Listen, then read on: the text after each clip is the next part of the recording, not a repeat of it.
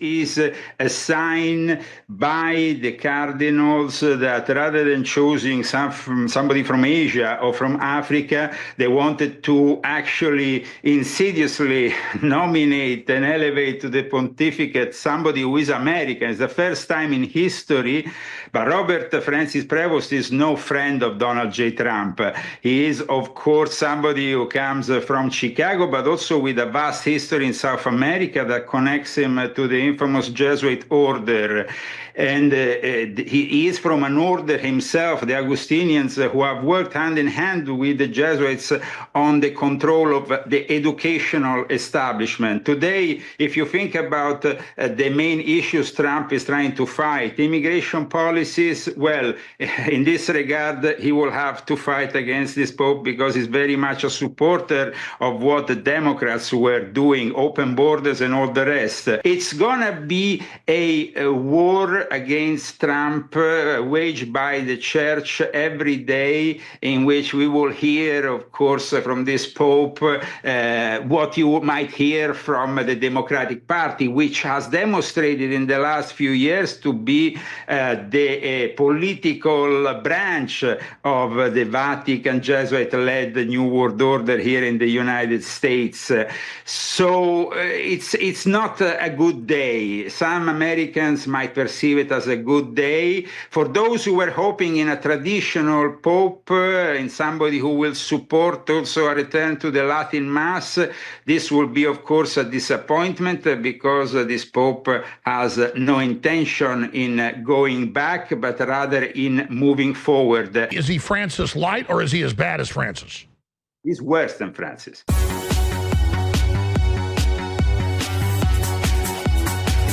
We got Leo Zagami, the Vatican expert, on. I've been to Rome with him. He's got all the different contacts, able to get into areas nobody else says. He predicted years before Francis, the first Jesuit Pope, was put in, that it would happen, how they'd use blackmail to take control. And it even came out mainstream news later that that is how Francis was able to get control. We know the Jesuits helped set up the infiltration of communists and pedophiles into the Catholic Church. So, Leo Zagami, we have the first American Pope being brought in. From my first glance, I'm not an expert like you, he appears to be globalist Francis light, at least on the surface, light version of Francis, agreeing with most of it. But they build Francis as a moderate. Of course, you document that he's not. But you are the Vatican expert of experts. What is your take on this individual, and were you expecting this? Leo Zagami, and best-selling author, researcher, I should add. Go ahead, Leo. Thank you, Alex, for having me on. This is, of course, a pivotal moment and a turning point in the history of the Catholic Church, following, of course, the teachings and what was already outlined by Pope Francis, who just before he went into hospital was working with the U.S. Bishop Conference on yet again waging war against the Trump presidency. This is a sign by the cardinals that rather than choosing somebody from Asia or from Africa, they wanted to actually insidiously nominate and elevate to the pontificate somebody who is American. It's the first time in history, but Robert Francis Prevost is no friend of Donald J. Trump. He is, of course, somebody who comes from Chicago, but also with a vast history in South America that connects him to the infamous Jesuit order. And he is from an order himself, the Augustinians, who have worked hand in hand with the Jesuits on the control of the educational establishment. Today, if you think about the main issues Trump is trying to fight, immigration policies, well, in this regard, he will have to fight against this Pope because he's very much a supporter of what the Democrats were doing, open borders and all the rest. When it comes down to transgenderism and all that, that's another issue. The Jesuits and, of course, this new Pope have been pushing, being open to transgenderism and the LGBTQ. And then you have, aside from all this, also the Vatican-China deal that this Pope will continue to support, which is a way for China of creeping inside the Catholic Church. The policies of the NGOs that, of course, are connected with the Vatican and the the Catholic Church are the ones that have supported this massive immigration that has brought us in the situation where we are now. Of course, systematic warfare by the judicial system is also waged with the support of the Vatican. So this is no friend of real America. This is actually going to become a problem because most people, simple people, the ordinary folk would say, wow, we finally have the first American Pope. What a great thing. It's not a great thing. And I have outlined in my new book that just came out how Pope Francis has rigged this conclave which nominated his successor so he could have, of course, 80% of the cardinals on his side and nominate somebody who will follow in the policies of Vatican II. Those policies that Pope Francis said were only completed by 50%. There's another 50% that will, of course, not only destroy what the remains of Christianity, but then eventually will bring us to the integration with other religions, because now the next thing this Pope will do will step down from his role of Pope and rather be perceived as a bishop amongst bishops to favor the unification of all Christian churches. It's going to be a war against Trump waged by the church every day, in which we will hear, of course, from this Pope what you might hear from the Democratic Party, which has demonstrated in the last few years to be the political branch of the Vatican Jesuit-led New World Order here in the United States. So it's not a good day. Some Americans might perceive it as a good day. For those who were hoping in a traditional Pope, in somebody who will support also a return to the Latin Mass, this will be, of course, a disappointment because this Pope has no intention in going back, but rather in moving forward. He was born in Chicago. He's part of the Augustinians, which is an order which is actually older than the Jesuits. It's been around for a very long time, since the 12th and 13th century. They established themselves.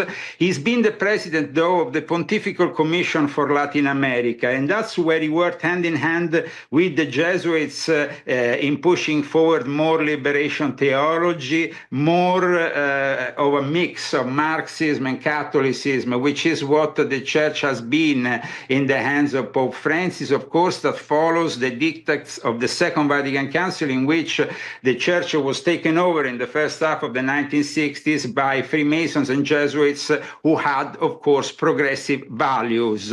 He served as Bishop of Chiclayo in Peru, which is, of course, another hellhole, and he did it from 2015 to 2023. He was general of the Order of St. Augustine. What does it mean, general? These kind of orders, just like the Jesuit order, have a general because they are rather military in their nature. And like I stated earlier, it has a lot of links to the Jesuits, especially when it comes down to education. So we are seeing the great war that Trump is conducting in favor of a different form of education here in the United States of America. Well, you are fighting against, of course, a system which is very much in the image of what the Jesuits want. I mean, Ford and Georgetown, these are the places that have shaped some of the most influential leaders. When you have Dr. Fauci doing what he has done, is because he's a Jesuit stooge. He doesn't only teach in Georgetown, he was also formed and shaped and molded since a very early age by the Jesuit order. Well, Hillary Clinton has repeatedly said that she doesn't follow any ideology, but a Jewidical mindset of the Jesuits. And if people don't understand, and Gavin Newsom, he has actually said it publicly. He follows the Jesuits. So here we're talking about the worst of the Democratic Party. And obviously, Trump is sophisticated in many ways, but obviously he wants to say something nice because he likes Catholics in general. They're big supporters of his. But his statements just came out, Leo. Congratulations to Cardinal Robert Francis Prevost, who was just named Pope. It is such an honor to realize that he is the first American Pope. What excitement and what a great honor for our country. I look forward to meeting Pope Leo. It will be a very meaningful moment. But in my first look, that's what I thought. I said, please get Zagami on. And of course, you're an expert on all these guys. And it's sad, Alex, because this guy has chosen my name, first of all. And the last pope who had this name was a conservative who fought Freemasonry, fought the establishment that eventually took over the church. So to actually take on this name for me is already an insult. But in any case, you are right in what you are saying. This is. Well, am I wrong, though? I mean, is he Francis light, or is he as bad as Francis? He's worse than Francis. Because Francis said that the policies of the Vatican II were only implementing by 50%, and then his successor will have to implement the next 50%. So, and so now, explain how this works. As more cardinals die, and more cardinals get in to vote for the next pope and policies. I mean, so this looks like the globalist takeover of the Catholic Church is intensifying, getting stronger. First of all, this guy is born in 1955, Alex, so we're going to have to stand with this guy for a very long time. And in this long time, of course, the church will be further destroyed. But at the same time, he will follow up in the Encyclica Fratelli Tutti, in unifying all the Christian churches, and later on, of course, Muslim, Jews, in this whole kumbaya situation in which he will step down of his role as Pope will be kind of minimized. He will incentivize the role of Bishop of Rome. He is somebody who, of course, has a lot of preparation for his role. His father was a veteran in the U.S. Navy, and he is of French and Italian descent.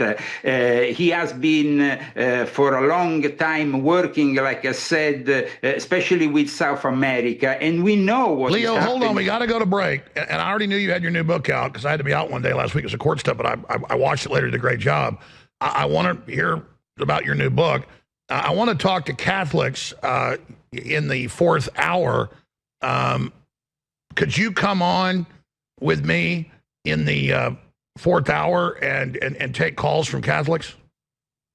Sure. I mean, this is not a challenge towards your faith. I mean, your faith is your faith. No, I understand that, but I'm just saying you called Pope Francis years before it happened. So, I mean, you're the most accurate. So, yeah. I've got to go to break, but could you come on at like 2:15 Central so we could take some calls? And then you could respond to the Catholics because you obviously know, like they do, a lot more than I do. Absolutely. I mean, and like you said, my new book also explains why the Luciferian court made up of Illuminati, Freemason, think tanks from the Bilderberg. Hold on, stay there. I got to go to break. Do 5 more minutes with us. And Steve Kirsch is coming on to respond to all this Bill Gates stuff and some new shocking studies confirming the mass death from the shots.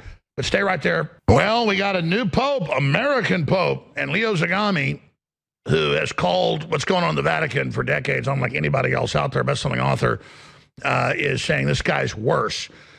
Tell us some about your book. I want to have you back about that in the future. You'll be on the fourth hour taking calls from Catholics, not just in the U.S., but around the world to get their take and your response, Leo Zagami. But just in a nutshell, why are you saying this guy is worse? Because in the year 2000, when Prevost was the provincial superior in Chicago, he protected a pedophile, Father James Ray, an Augustinian priest. He actually protected him, and this guy had credible accusations from 1991. And although the priory was close to a Catholic elementary school, Prevost did nothing to notify the school administration of the whole thing. This guy is a protector of pedophiles. He's the worst kind of guy we could elect as Pope.